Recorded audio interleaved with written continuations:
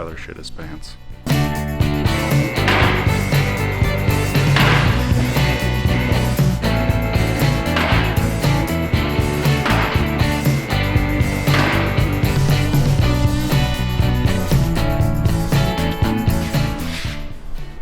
We have to do this to the RS5 too,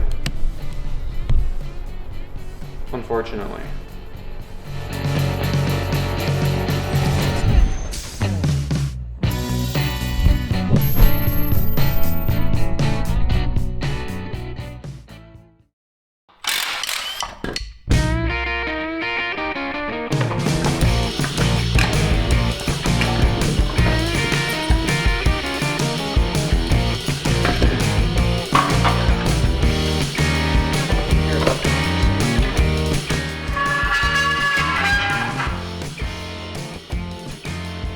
Sorry.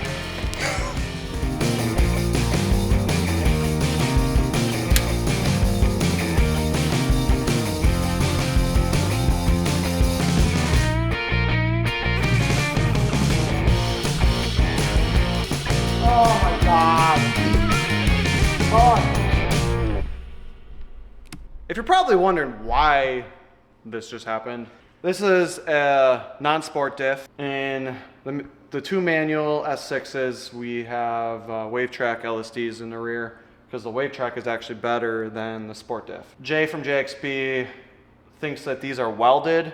It's the same issue with the front wave track not wave track, the front custom LSD that's in the black manual S6.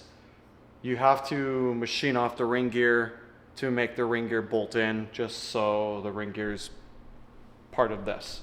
So I'm seeing if these are bolt-in, kind of like the C7s were.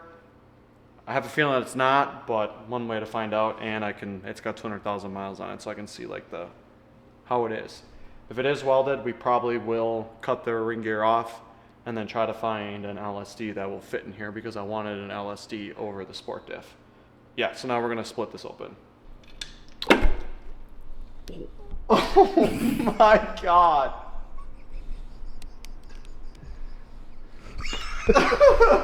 Did it?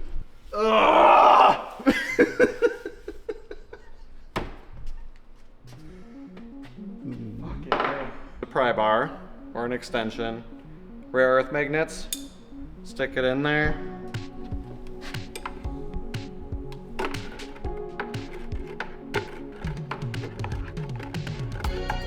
Where is it?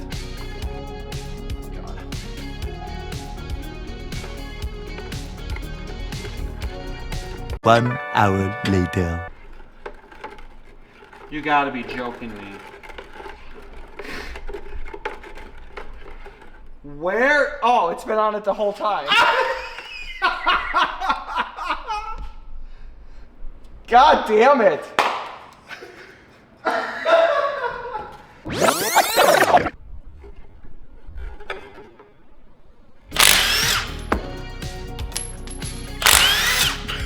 If there, I swear to God, if that bucket was there. That's good you moved it. Oh, Instead of working over it. Right, no kidding. Good thing I moved it.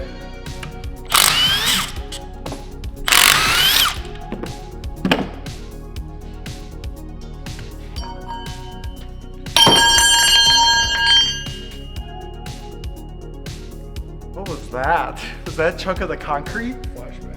That would have went into the bucket too.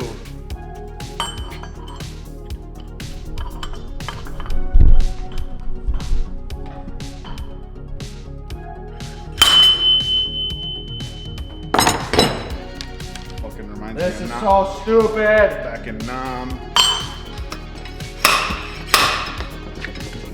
Yeah, that's how you do it.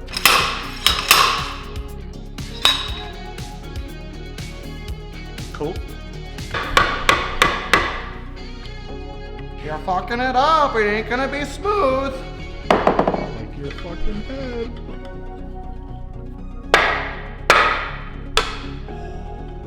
It's hurting.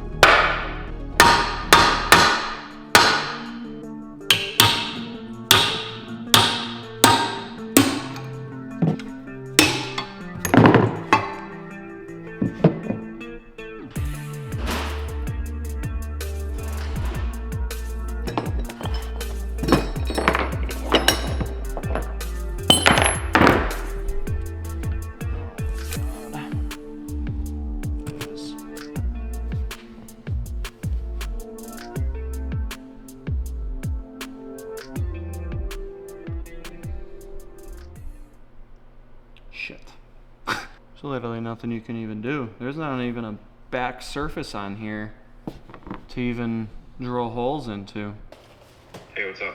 Hey, I have this diff apart, and did you take apart the one that you have there at all? Which diff are we talking? For the B9. Yeah, once upon a time I took it apart. Yeah, so this one, it doesn't even have like a flat surface to remotely even put bolt holes in. Do you know if you can just buy ring gears? Likely not the kind that you're gonna want, because the problem is it's got to mate with that pinion gear. Yeah. This one, it bowls in. It literally shapes down to the curvature of the ring gear. There's not even a flat surface to even put bolts in.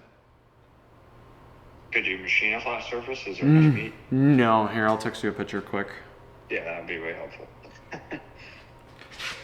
On the previous generations, like the C7, the ring gear on the rear diff is bolted in, so you can actually bolt it with the GXB kit to a wave track. That is not the case for the new generation because the ring gear itself is welded. So both the front and the rear are at JXB, and we're going to be machining those off and hopefully trying to make a LSD for the front and the rear. Now we don't know if there's enough material because on the back of the ring gear there's a big bevel where you would bolt to if there's enough material. I'm hoping we can get this to work, otherwise I'm gonna have to figure it out because this car has open diffs front and rear. I didn't have a sport diff.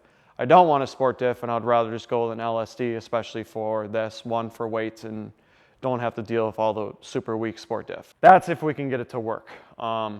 There's only one way to find out.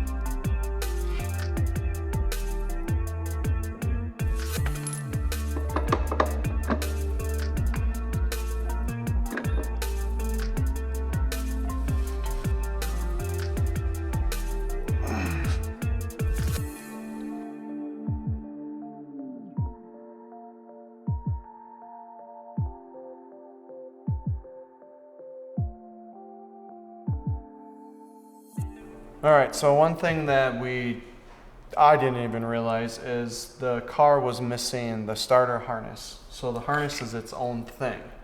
Now, because this obviously didn't come in a B9, I didn't figure that out or plan for it.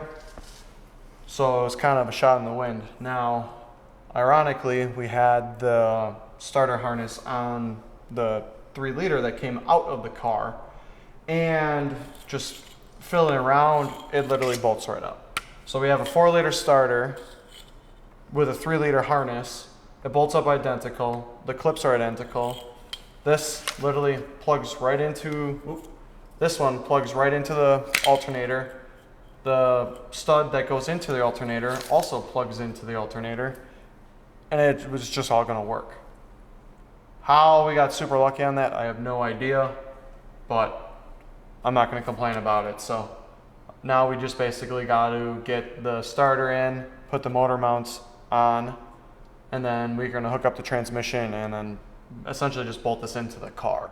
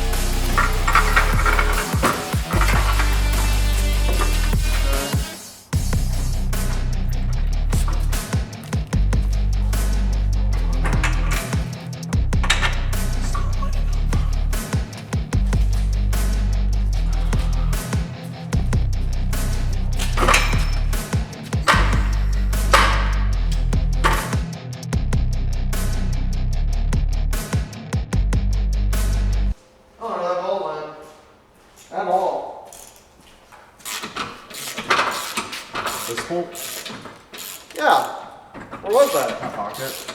You fucking ass. Dude, it fell. It fell into this pocket. It went like that. That's funny.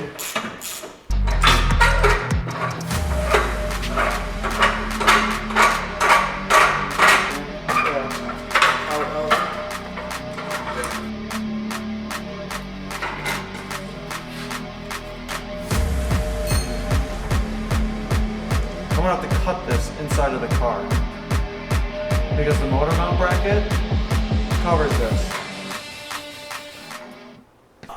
All right, so on the 4-liter, they actually route the harness, the engine harness. I like it on the 4-liter better. They actually route it underneath the car. On the newer ones, they route it over and it's completely in the way. But now it's in the way in the B9. Because of how the different subframes are, the power steering rack actually cannot go all the way up. It is actually hitting the harness and the shield. When we mounted the motor mount brackets that we made, it actually brackets over the bracket that we need to remove. So I'm just going to cut it off because we're just going to shove the harness up and out of the way. Yeah. Foresight that we definitely didn't see, but there's a lot of different things that they changed for this platform and this chassis, so we're gonna kind of just wing it as we go. What are you doing?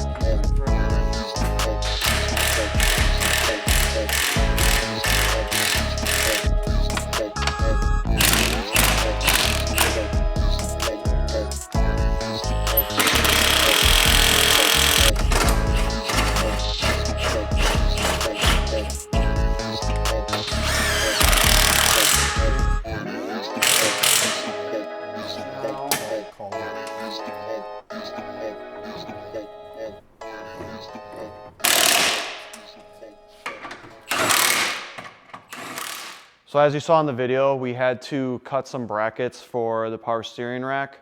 Now on the B9s, they have the numerous different subframes. There's technically 3 of them. On everything else, there is literally 1. You just have a front subframe and a rear subframe. Not the case in the B9. Now because of that, the 4-liter is from the previous generation. So we've got the motor mounts and everything and the motor mount brackets, which we made in this video, installed, but as you can see, a lot of the stuff we had to finagle to get installed. Now, I don't know if there's a specific procedure when they're assembling stuff, like do they just take like the lower subframe, put the steering rack on it, then put the motor mount brackets on it, take that and then bolt all that to the motor itself. There are going to be some things that I'm probably going to want to change. One, sway bar will not fit. It will hit the oil pan of the 4-liter. I have an idea on how to get around that, where I can probably modify the one subframe, notch it out, and then make a custom bent sway bar that'll kind of come down and go around and clear the oil pan. I'm hoping that is the route we have to go for that. Otherwise, I have to make like another oil pan with a clearance. And I don't know if there's any room in the pan itself to do that. I think the next steps that we are going to do is I want to get the car off the lift because it's just in the way.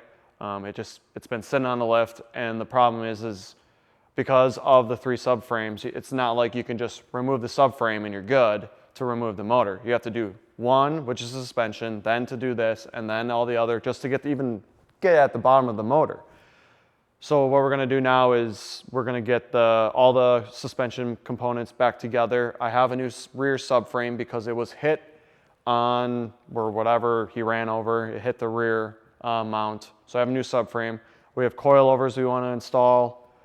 I have all the monoball sphericals that I wanna get installed at the same time, and then just get it off the lift. Because then from there, then we can basically start working on the wiring. We're figuring out the wiring diagram. There's like 15 wires that I just have to splice into to hopefully get it to fire and communicate for stuff like fuel pump, ABS module. From there, we'll probably have to do like a whole CAN emulation like we did on the manual swaps, just because this generation has a lot of flex ray versus the C7 does not.